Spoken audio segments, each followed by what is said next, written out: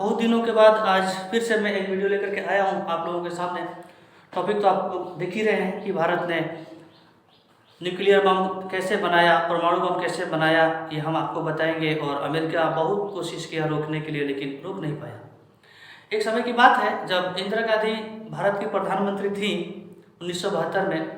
क्या हुआ कि उनको ऐसा लगा कि हमारे देश में भी परमाणु बम होना चाहिए, लेकिन परमाणु बम बनाने के लिए, परमाणु बम का टेस्ट करने के लिए बहुत सारी समस्याएं थी। अमेरिका ने बहुत सारा नियम लगा रखा था।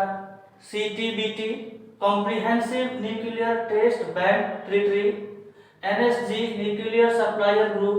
मतलब ये बैन का, CTBT का क्या मतलब है कि भाई आप कोई भी देश जिसको अमेरिका नहीं चाहेगा, कोई भी देश आप परमाणु बम का टेस्ट नहीं कर सकते हैं। और इतना ही नहीं, उसका बैन देखिए, जमीन पर भी नहीं, पानी में भी नहीं और आसमान में भी नहीं, आप कहीं भी टेस्ट नहीं कर सकते हैं इस नियम के तहत। दूसरा नियम था NSG कि कोई भी देश परमाणु बम बनाने का मटेरियल या थ्योरी किसी भी देश को नहीं देगा। अब इतनी बड़ी सब समस्याएं थी, बाधाएं थी, उसके बाद भी इंदिरा गांधी को परमाणु बम बनाना था, विचार में था। तो क्या किया जाए, यह एक बहुत बड़ा विषय था। यूरेनियम भी चाहिए, और यूरेनियम चूंकि परमाणु बम बनाने के लिए चाहिए, और नियम ही ऐसा बना हुआ था आपका NSG कि कोई भी देश बिना अमेरिका के परमिशन के, NSG के परमिशन के किसी भी देश को बम बनाने का थ्योरी या फिर मटेरियल बेचेगा नहीं। तो भारत फंसा हुआ था। इंदिरा गांधी ने एक दिमाग लगाया। उन्होंने कहा अमेरिका से कि एक काम कीजिए, हमारा तारापुर, गुजरात में यह जगह है, गुजरात में एक जगह है तारापुर, उस तारापुर में हमको बिजली घर लगाना है। तो बिजली घर लगाना है, आप आइए हमारे यहाँ बिजली घर लगा सकते हैं। 350 नहीं, 300 करोड़ की लागत लगेगी। अब अमेरिका लोभ में आ गया। अमेरिका देखा कि अरे बाप रे, इन्होंने तो बिना मोलाई किए हुए ही दाम बढ़ा दिया। ऐसे लगना था 200 करोड़, लेकिन इंदिरा जी ने पॉलिसी लगाया, अपना दिमाग लगाया और अमेरिका के सामने डायरेक्ट प्रस्ताव रख दिया कि 350 करोड़ का प्रोजेक्ट है, आप आकर के हमारे यहाँ तारापुर में बिजली घर बना सकते हैं। असल में था क्या इसके पीछे जो रहस्य, वो ये था कि यूरेनियम चाहिए था। अब यूरेनियम, बिजली घर बनेगा तो यूरेनियम के बिना चलेगा नहीं। अमेरिका को बुला लिया गया कि भाई हमारे यहाँ बिजली घर बनाइए। अमेरिका आया और 1972 में तारापुर में बिजली घर बनाना लगा। बनकर रेडी हो गया तो इंदिरा गांधी जी ने कहा कि एक काम करो, अमेरिका, ये बिजली घर है ना, इधर उठा करके ले जाओ। अमेरिका बोला, है क्या बात कर रही है, आपने कहा बिजली घर बनाओ, हमने बिजली घर बनाया, आप करें हम उठा करके ले जाओ, हम किसके नियम दोगे नहीं तो ये बिजली घर चलेगा नहीं, तो हम करेंगे क्या, इसको उठा कर ले जाओ। अमेरिका बोला कि अच्छा ठीक है, कोई बात नहीं, हम आपको दे देंगे, आपको हम यूरेनियम दे देंगे। अभी इंदिरा गांधी सोच रही है कि चलो दो पहले हम बताते हैं इसको कितना इलेक्ट्रिक में खर्च करना है और कितना परमाणु बम में खर्च करना है। दिमाग लगाया। अब उसके बाद वैज्ञानिकों को परमाणु बम बनाने के लिए काम पर लगा दिया गया, और लगाने के बाद क्या हुआ कि क्या किया गया, फोड़ दिया गया। अब 1974 में जब उसको फोड़ा गया तो वह फूस करके रह गया। क्यों फूस करके रह गया? इसलिए रह गया कि भाई जो बिजली घर में यूरेनियम का प्रयोग होता है वह 20% इनरिच होता है, और जो परमाणु बम में लगता है वो 80% इनरिच होता है। अब 20% यूरेनियम का मात्रा जो है 80% का जगह ले नहीं सकता। बम सक्सेस हुआ नहीं, गड़बड़ होकर रह गया। अब अमेरिका बौखला गया, भाई बड़ी तुम लोग धोखेबाज है यार, हमने तुमको दिया इधर बिजली घर में व्यवहार करने के लिए यूरेनियम, तुमने उठा करके परमाणु बम बना दिया, और नहीं तो उसको टेस्ट भी कर दिया। भारत पर बहुत सारा प्रतिबंध लगा दिया गया अमेरिका की तरफ से। लेकिन इंदिरा गांधी ने अपने प्रोजेक्ट को, अपने वर्क को रोका नहीं। चुपे चोरी धीरे धीरे ये काम आगे की तरफ बढ़ता रहा, चलता रहा।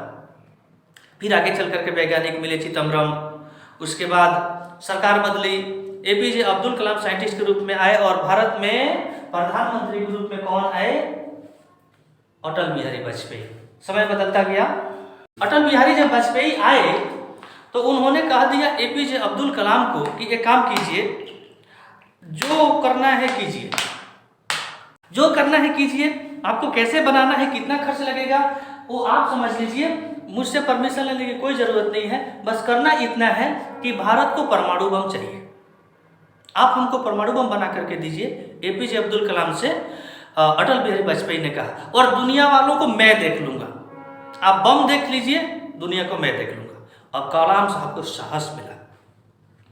जब कलाम साहब को साहस मिला तो उन्होंने परमाणु बम के ऊपर काम करना शुरू कर दिया, और जब परमाणु बम के ऊपर काम होना शुरू हो गया तो फिर अमेरिका ये बात समझ गया कहीं से किसी प्रकार का। जब अमेरिका को ये बात पता लगा कि भाई कलाम साहब आए हैं, तो उसको समझ में आ गया कि ये तो बना करके रहेंगे, ये बहुत बड़ा काम करेंगे। कलाम साहब को बुला लिया, कहाँ पर? अपने यहाँ नासा में। अमेरिका ने कलाम साहब को अपने यहाँ नासा में बुला लिया, और उसके बाद बोला कि आप कहाँ जा कर के फंसे हुए, उधर इंडिया में उधर छोटी छोटी बरसात आती है तो छाता नहीं होता है तो बोरा ओर करके किसी तरह से काम चलाते हैं, वहाँ पर आप साइंटिस्ट बने हुए हैं, आइए हमारे नासा में, ये देखिए कितनी बड़ी बड़ी मशीनें हैं, कितनी कीमती कीमती यहाँ पर मशीनें हैं, हम यहाँ का आपको हेड बना देंगे, यहाँ का प्रेसिडेंट बना देंगे।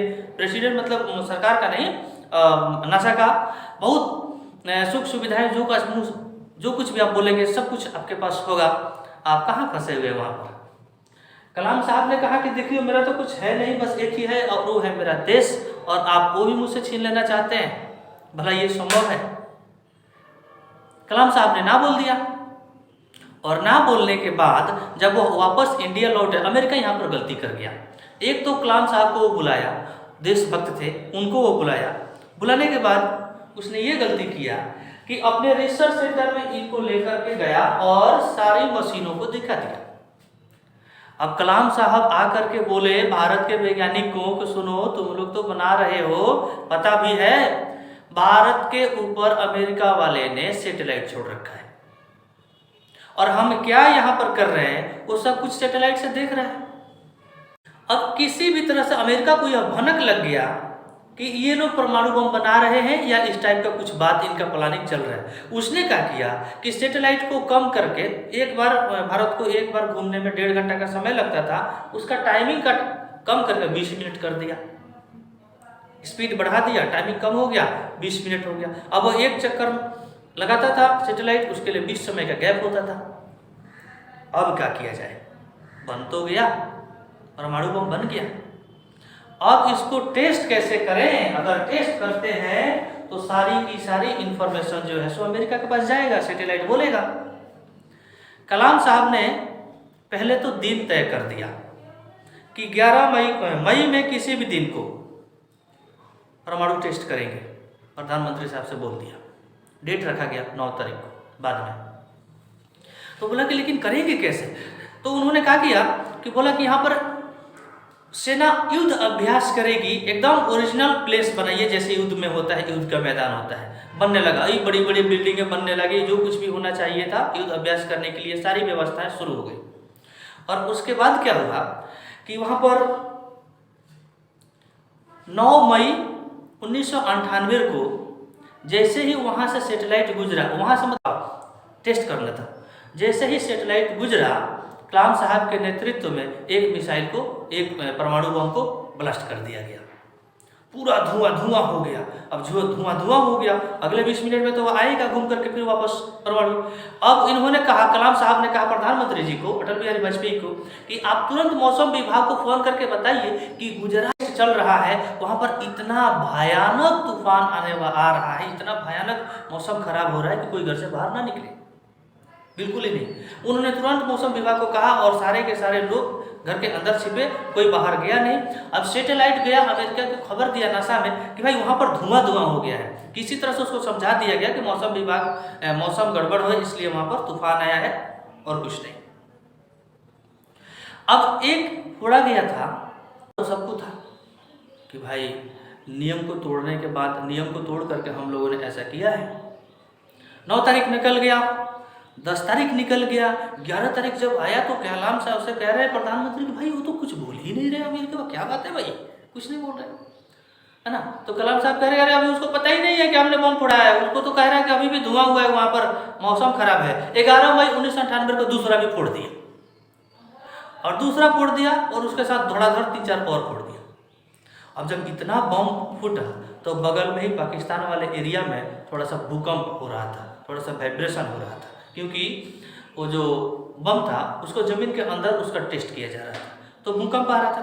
अब पाकिस्तान ने किसी भी तरह से अमेरिका को ये खबर किया कि अरे होशियार चंद, तुम यहाँ पर बैठे हो, नासा के साइंटिस्ट के ऊपर गर्व कर रहे हो, नासा तुम्हारे यहाँ रिसर्च सेंटर है, ये बड़ी बड़ी मशीनों का तुम गर्व कर रहे हो, तुम्हें पता भी है ये इंडिया वालों ने क्या किया। अरे मूर्ख कहीं का, ये पिछले 2-3 दिनों में इतना सारा बम फोड़ दिया है, परमाणु बम का टेस्ट किया, और तुम्हें अभी तक कह रहे हो उधर धुआं हुआ है, मौसम खराब है। अब तो अमेरिका बौखलाया है, उत्तरी अमेरिका, भारत ने ऐसा कर दिया। हम प्रधानमंत्री ने कहा कि भाई वो कीमत ही क्या जो महंगी ना हो। आइए, बहुत सारा धमकी दिया, सेना को तैयार किया अमेरिका, भारत को हम छोड़ेंगे नहीं। अटल बिहारी वाजपेयी ने कहा कलाम साहब से कि एक काम कीजिए, ये जो बम बनाए हैं ना, इसमें से 2-4-5 पीस और बना लीजिए, और जितना जल्दी हो सके उतना जल्दी बना लीजिए। काहे कि अमेरिका से हम आर्मी से लड़ेंगे तो जीत नहीं पाएंगे, तो अमेरिका से हमको लड़ने के लिए अब मिसाइल टू मिसाइल होगा, जो होगा सो देखा जाएगा। अब अमेरिका को ये बात का भनक लगा कि भाई भारत सरकार कह रहा है कि मिसाइल टू मिसाइल होगा, तो वो डर, इस वक्त लड़ना ठीक नहीं है, चुप हो जाओ। अमेरिका चुप हो गया। आकर के कहा मीडिया के सामने अमेरिका कि हम भारत को परमाणु संपन्न देश नहीं मानते हैं, भारत परमाणु संपन्न देश नहीं है।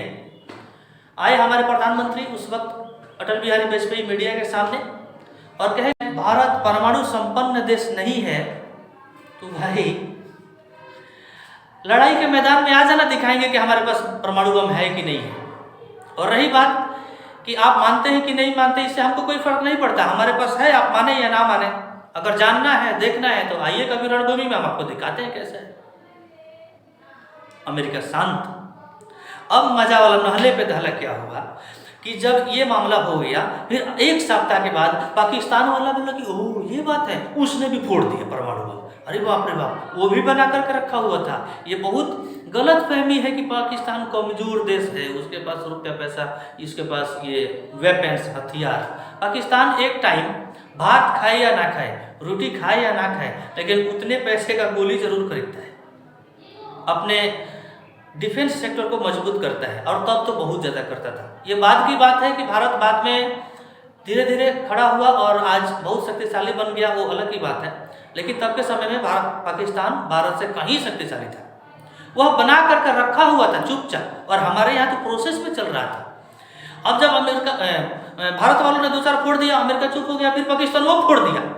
अब अमेरिका ने उसको फोन करके बोला पाकिस्तान को, है चपांडू कहीं का, तू काहे को फोड़ा रे, ये तो अमेरिका भारत वाला ने फोड़ा, तू काहे को फोड़ा। बोला कि अच्छा हमरे को बोलते हैं, हम कमजोर आदमी है, दुबला पतला है, तो हमको बोल रहे हैं, और ससुरा वो इतना बड़ा है, वो भारत वाला फोड़ दिया तो उसको कुछ नहीं बोल रहे। एक काम कीजिए, जो पनिशमेंट भारत वाले को देंगे वही पनिश हमको भी दे देंगे, हम भी मान लेंगे।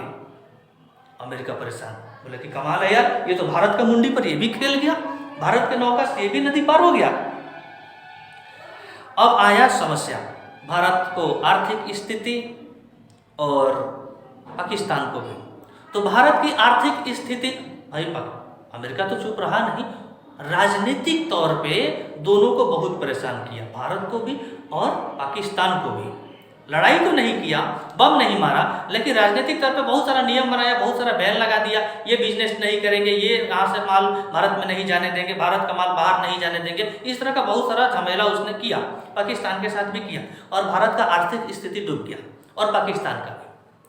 लेकिन कुछ समय के बाद भारत का आर्थिक स्थिति फिर से आस्ते आस्ते ठीक हुआ, क्योंकि उस समय भारत से करीब 50 लाख वर्कर विदेशों में काम करते थे, तो भारत में पैसा विदेशों से आता था।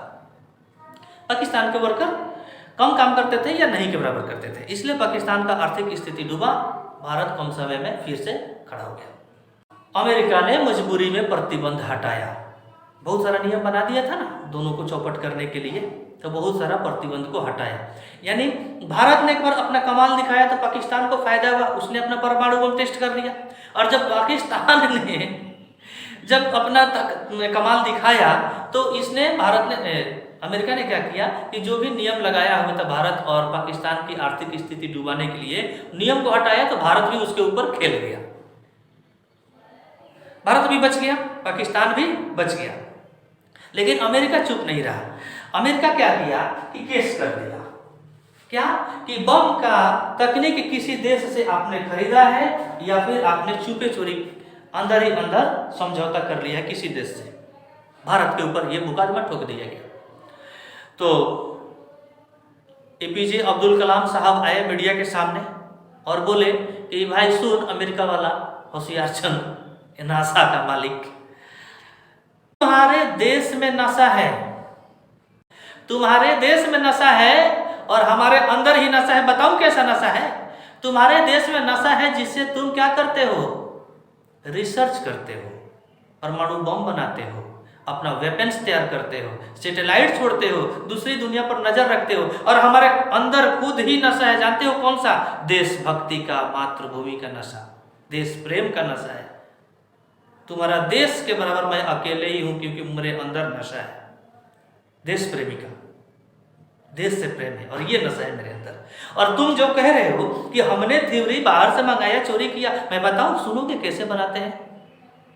कैमरा वाले लगाओ रे, कैमरा लगाओ, मीडिया वाले सब लोग खड़े हो जाओ, सब लोग खड़े हो जाओ, लगाओ कैमरा लगाओ। मैं अभी अमेरिका को बताता हूं कि न्यूक्लियर बम कैसे बनाते हैं, परमाणु बम कैसे बनाते हैं। अमेरिका बोला नहीं चुप चुप चुप, नहीं बनाना, ठीक है चुप, ठीक है। अब अमेरिका ने दूसरा केस बोला कि ठीक है आपने यूरेनियम चोरी से मंगवाया है ना। और एनएसजी का क्या था कि न्यूक्लियर सप्लायर ग्रुप, भाई एनएसजी के नियम के अनुसार कोई किसी को ना तो थ्योरी देगा ना ही कोई न्यूक्लियर बम बनाने का मटेरियल देगा। तो आपने तो यूरेनियम मंगाया ना दूसरे देशों से। तो प्रधानमंत्री ने कहा कि सुन, हमारे भारत में केरल में यूरेनियम निकलता है, हमने वहां से यूरेनियम लिया। तो ना तो हमने थ्योरी चोरी किया, हमारे एपीजे अब्दुल कलाम साहब ने थ्योरी बनाया, ना तो हमने यूरेनियम कहीं से लिया, हमारे केरल में यूरेनियम निकलता है, हमने वहां से लिया। तो फिर कहा अमेरिका ने कि आपने जो टेस्ट किया परमाणु बम का, जो आपने टेस्ट किया, ये आपने गलत किया। क्योंकि नियम लगा हुआ है ना सीटीबीटी, इस नियम के तहत आप टेस्ट भी नहीं कर सकते हैं। आपने नियम तोड़ा है, आपके ऊपर फाइन होगा। अमेरिका ने ये बोला, भारत सरकार बोला कि सुन सुन सुन, एक तो थोड़ा सा चाय पिलाओ रे, चाय पिलाओ, आसाम वाला चाय पिलाओ, ये गोरखा के चाय पिलाओ। चाय पिलाने के बाद बोला कि तुमने, अमेरिका को बोला भारत सरकार ने, कि तुमने जो कहा कि जमीन पर इसका टेस्ट नहीं करना है, पानी के अंदर टेस्ट नहीं करना है और हवा में भी टेस्ट नहीं करना है। अरे भाई ये कलाम साहब की बुद्धि है। हमने जमीन के अंदर टेस्ट किया और भारत केस जीत गया। इस तरह से भारत जो है वह केस जीत गया। क्या कि भाई जमीन के ऊपर भी नहीं, पानी के अंदर भी नहीं, हवा में भी नहीं, हमने जो परमाणु बम का जो टेस्ट किया जमीन के अंदर किया। और इस तरह से अमेरिका चाहे जितना भी कोशिश करते रह गया, भारत को परमाणु बम बनाने से नहीं रोक सका। तो भाई वो सरकार, वो नेता लोग थे, देश के लिए मरने वाले थे। उन्होंने कहा, अटल बिहारी वाजपेयी ने कलाम साहब से, कि चाहे मेरी कुर्सी रहे या ना रहे, चाहे मैं रहूं या ना रहूं, देश को परमाणु बम मिलना चाहिए, आप बनाइए। और ये सच है कि बाद में उनका सरकार गिरा इसी वजह से। अमेरिका ने कई सारा नियम लगा दिया और जिसके वजह से अटल बिहारी वाजपेयी की सरकार गिर गई। सरकार गिर गई कोई बात नहीं, लेकिन आज हम इतने सुरक्षित हो गए, अटल बिहारी और एपीजे अब्दुल कलाम का दिया हुआ देन है। तो ऐसी महान विभूतियों का मैं हमेशा से रिस्पेक्ट करता हूँ, सलाम करता हूँ। ये जहाँ भी है, इनकी आत्मा जहाँ भी हो, के लिए जय हिंद।